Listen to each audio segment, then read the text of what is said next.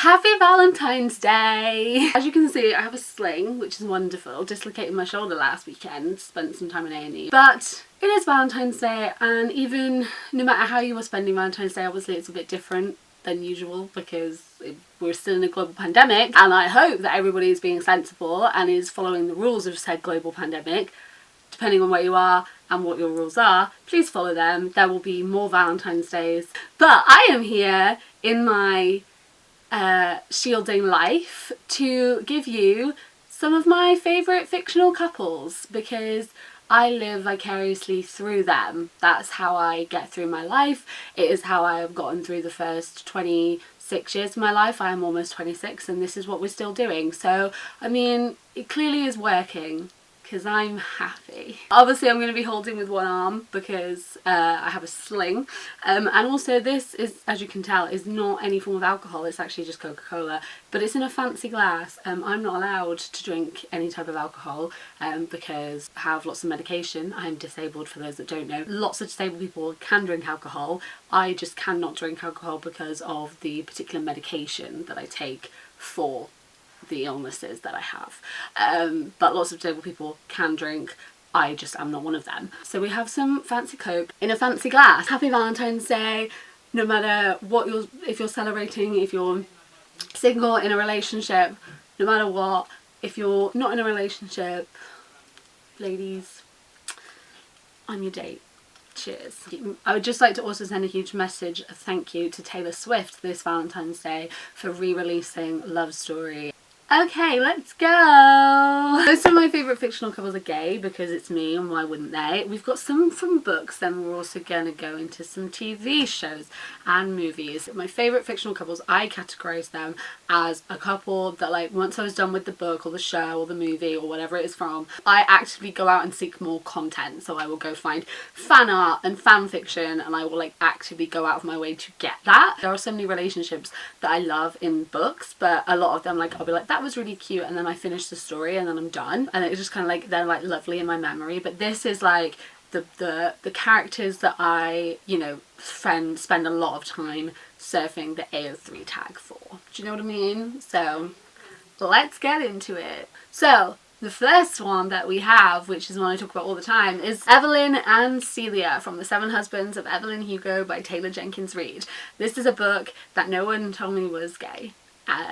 And I didn't read it for ages, and then I found out I was gay, and then I was very happy about it. But it's a phenomenal book regardless. Like, I just made a judgment. Love Evelyn and Celia's relationship. We got so much of Evelyn and Celia in this, and it was done so well, and it was heartbreaking and bittersweet and made me cry, but then there were moments that made me so happy, and I finished it, sat around and stared into space for about 3 hours because I didn't know what to do with myself after I'd finished The Seven Husbands of Evelyn Hugo. Went and tried to find as much fan fiction as possible. So that is my life when it comes to Evelyn and Celia. I want to reread this book, but also we're in a global pandemic, and I just feel like rereading this book during a global pandemic would just set me into levels of sadness that I just am not ready to have. So I feel like I might just try and read more fan fiction. Like, that's how I live this book again, is via fanfiction. Then we have two from Chain of Gold by Cassandra Clare. We have Anna Lightwood and Ariadne. I love them. I really want to see more of them in the book, in the upcoming books. I love Anna. She is like absolutely just badass. She is like everything I want to be. Like, oh my god, like, just, I think we can all agree that Anna Lightwood, you know? And we're gonna go with James and Cordelia as well, which is just, Cordelia is one of my favourite fictional characters ever. I actually have a tattoo booked which is because of Cordelia, but it was cancelled because pandemic. As soon as tattoos are allowed again and I'm allowed outside again, we've got it. We're going to get it rescheduled when dates are known. But yeah, I literally loved Cordelia so much that she's going to be my next tattoo. So there we go.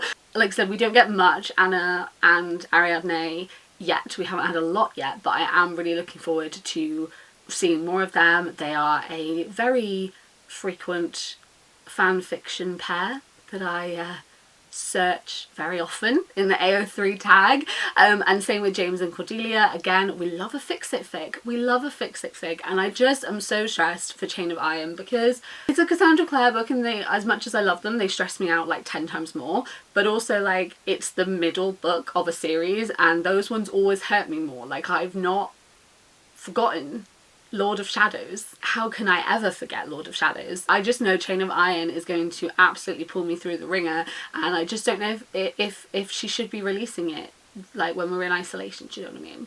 But James and Cordelia, I absolutely love them. Like, both of them are just so lovely, so sweet, and they just deserve to be happy, and like their happiness is each other.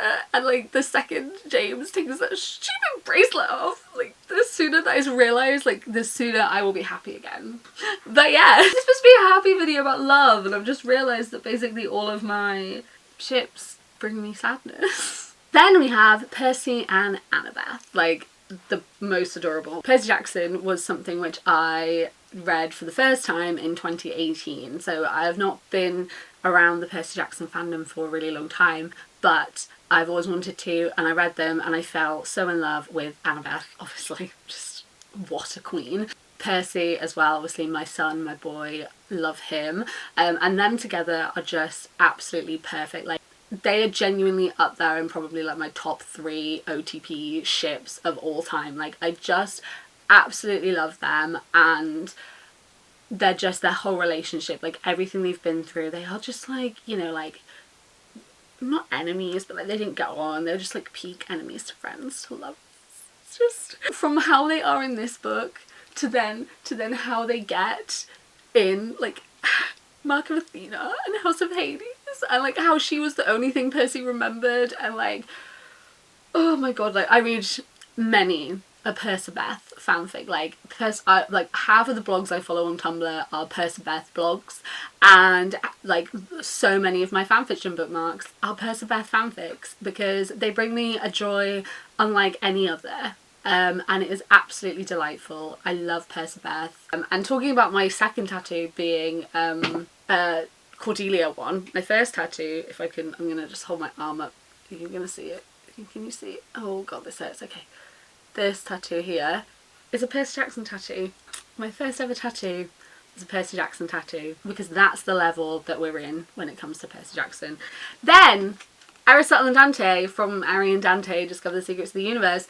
Obviously, this is my all-time favourite book ever. I just love the journey that leads to Arie and Dante, that it leads to their like love, and like how the journey of sort of self-acceptance and realising who you love and where that sort of comes from. And I've said before that Arie is a character that I see so much of myself in, and it's a very sort of particular journey that he goes down, and I just think it's really important and it's done so well, and the result of their relationship is just amazing. I remember finishing this the first time I read it in one go, sat by the pool on a holiday 2014, and I finished it, and literally at the time I didn't have an iPhone, I just had my iPod, and this was sort of around the time where you couldn't really use your phone on holiday anyway. Like, I know 2014 technically wasn't that long ago, but like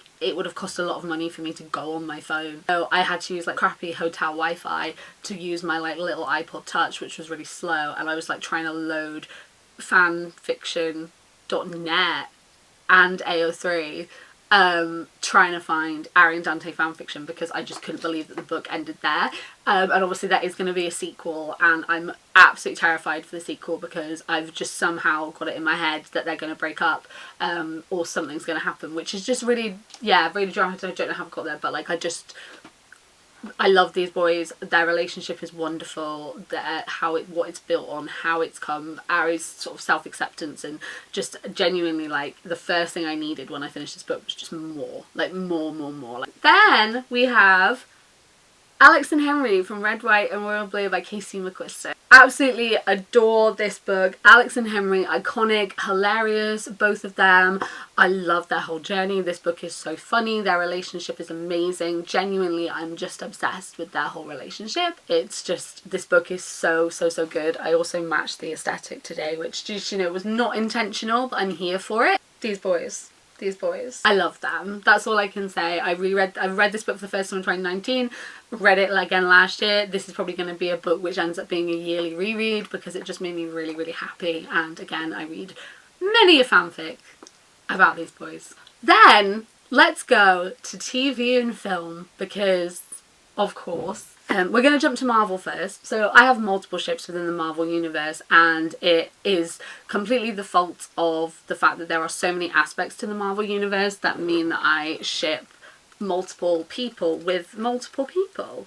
So, you know, for example, when it comes to the MCU, I really, Tony and Pepper, like, absolutely iconic. Pepper Potts was one of the first badass ladies I ever saw on TV, and basically if I just want to be her. Like, all I want to be in my life is just have the level of pulled togetherness and collectiveness of Pepper Potts. If I can kind of reach a point in my life where I am somewhat as put together as she is, then I feel like I'll have succeeded in whatever I do in my life. And just her and Tony are just absolutely amazing. Tony, again, is someone that I just really relate to in so many aspects. And I mean, also, you know, like, the biggest of that being that I, like, wish I dated Pepper Potts. So, you know, me and Tony are quite similar in that aspect. But I ship them, absolutely love them. They were, like, the first ever, like, slow burn thing, you know, like, they didn't get together at the end of the first film, which you expected from every superhero film, and they didn't, and it was like, oh my god. And then it started the second film and they still weren't together and they were just driving each other mad, and I was like, oh my god, please just kiss. When it comes to more the comic books, Steve and Tony, I ship Steve and Tony. I am a Stony shipper.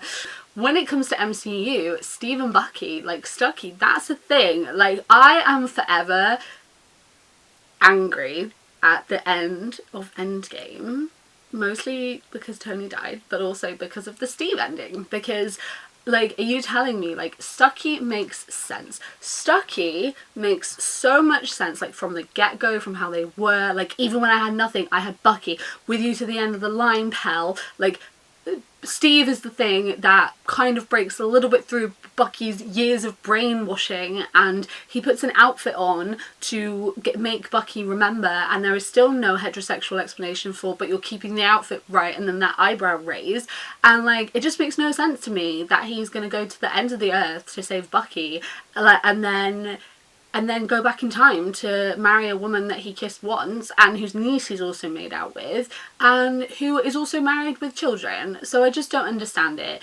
If Bucky had been a woman, they would have been Endgame. That is a hill I will die on. Their whole dynamic was set up for them to get together and they didn't do it, and it's annoying. Also, Carol and Maria, Captain Marvel, Maria Rambeau, Carol Danvers. Yes. What, these two were literal co-parents for years. Like, they were literally, like, married, right? They were two mums. Like, that, like, did I watch the same film as everyone else? Because that's what they were, correct? And I just feel like that should have been expanded on so much more. And they're not going to do that now. And if you are watching WandaVision, I'll have a whole review of WandaVision coming up soon. They can't, and I'm pissed. But they, again, are a pairing in which I read so much fanfiction about. Like, I read so much fanfiction of them, like, pre-Carol coming back to Earth and, like, before she even went to space and became theirs. Like, I read so much of that. The two biggest ones, Steve and Bucky and Carol and Maria, but I ship them so much. Like, they make me really happy. I just love every aspect of their relationships, and, like, genuinely it is, like, there's so many parallels as well between Maria and Carol, Steve and Bucky. There was, like, this really funny meme I saw that was like, Maria, so yeah, the love of your life was, like, taken and like had memory loss or something like that, and Steve was like, it do be like that sometimes. So I ship them very much. Then we're gonna go to Euphoria, and obviously Jules and Rue. Like, this whole show is just my favourite thing. I absolutely love it. And Jules and Rue, like, oh my god. Like, have you guys been watching the one-off, like, special episodes that they did? They did the one with Rue, and then they did the one with Jules, and like the whole little montage thing that was like when Jules was talking about it and like what happened and kind of what she's thinking about, where it was just Jules, like, it was the purest thing. Like, I have read so much Jules and Rue fanfiction, like so much. Like, I absolutely live for it. Just live for it. Like, I live for them. Like, I cannot wait for more Euphoria and to see what actually happens and where their relationship is going to go, and if that's going to be a thing, obviously because of how Euphoria season 1 ended. But just, I love them. So I mean, that was just essentially a look into my AO3 bookmarks. I hope you learned something about me. The reason why I rarely hit my reading goals on Goodreads is because I'm reading fanfiction instead. Like, there needs to be like a reading tracker app, but that also lets you track the fanfictions you read, because I read like book length fanfictions. So like, I just feel like that should count, you know? I need emotional support, fix to actually go through life and to successfully function. So I just feel like that should, you know, be something that counts on Goodreads so that I can hit my target, because, you know, I finished an emotionally distraught book. I need a fix it fic. I can't just jump into another book. Like, who can? If you can, what's in your water, because I don't know how that works. I'd love to know some of your favourite fictional characters. Oh my god, Malik. Forgot Malik. Malik are in there. Magnus and Alec from Shadowhunters. Oh my god, absolutely. I literally have the book here and I've just looked and realised, because it stood up, it wasn't in my pile. Alec and Magnus were the first queer characters I ever read about and ever saw anywhere and ever read about in a book, and also like the first I could ever relate to, which was just amazing, and I'll forever hold them in my heart. And I still to this day read a lot of Malik fanfiction. So boys, thanks for everything. On that note, I'd love to know some of your favourite fictional couples. Please let me know, and let me know what books or TV shows or movies or fandoms they are from, so that I can go and find them and live vicariously through those as well. Thank you guys for watching. If you guys are new here, then I make videos a couple of times a week about books and fandom things, so if you want to stick around and join us, feel free to hit that subscribe button and the little notification bell. And as usual, all the links to my other social medias and also my Stranger Things podcast are in the description down below. Thank you guys for watching. I hope you're doing really well, and I will see you next time. Goodbye.